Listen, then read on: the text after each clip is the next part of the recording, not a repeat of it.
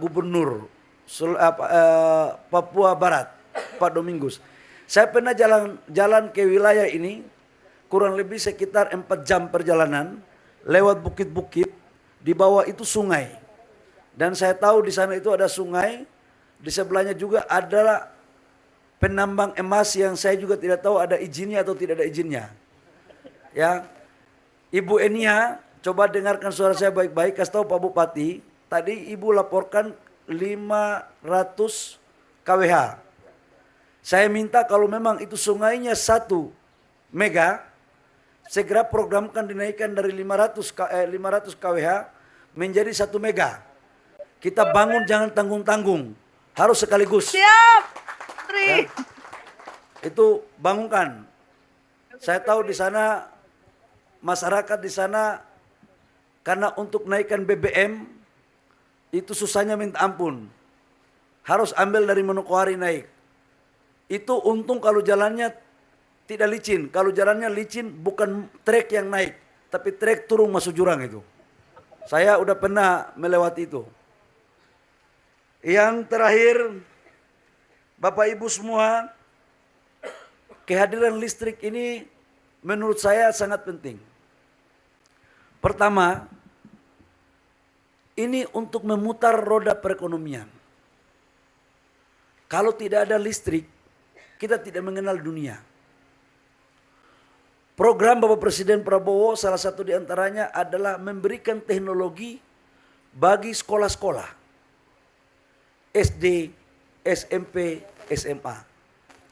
Saya tidak bisa membayangkan di saat anak-anak lain di negeri ini, di negara kita ini, yang punya listrik, menerima fasilitas pendidikan dengan baik, dengan memakai teknologi, dan mereka mengenal dunia.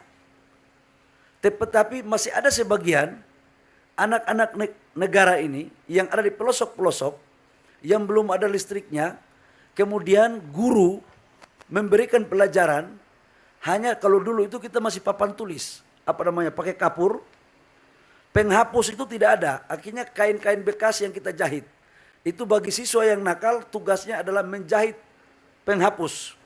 Habis itu suruh hapus, kalau tidak bisa tulis PR, penghapus itu dia pukul kita lagi di kepala. Tetapi menurut saya itu adalah kearifan lokal yang baik, sehingga anak-anak yang tangguh dari daerah itu kelak menjadi pemimpin, menjadi pengusaha, menjadi jenderal, dan akan mengatur bangsa ini dengan baik. Nah, untuk itu mental daerah yang sudah bagus harus difasilitasi dengan listrik yang baik, supaya mereka juga bisa mendapatkan pelajaran yang baik.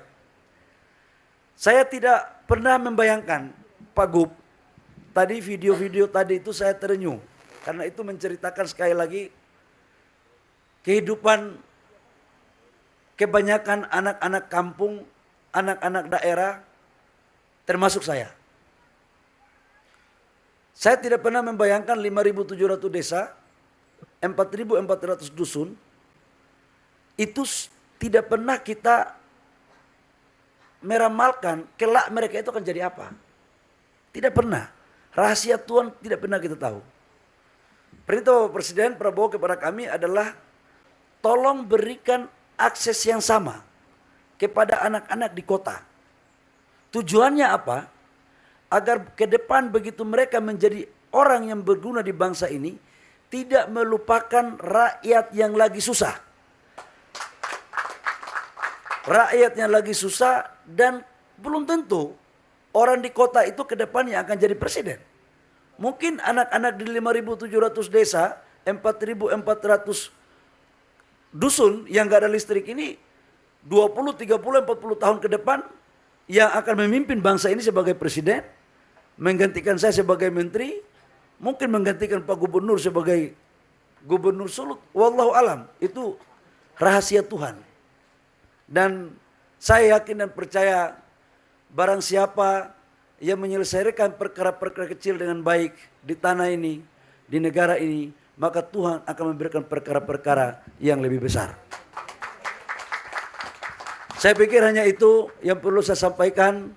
Terima kasih Pak Dirjen, sekali lagi saya perintahkan agar 2029, 2000 sampai 2030 semua desa, semua kelurahan sudah harus ada listrik. Tidak boleh lagi kita biarkan anak-anak kita, masa depan bangsa tidak merasakan fasilitas yang layak untuk mereka bisa sekolah baik, bisa kesehatan baik, ya kemudian bisa ekonominya baik, agar nelayan yang bisa juga menangkap ikan hasilnya bisa terjaga dan bisa dijual dengan harga yang baik. Demikian.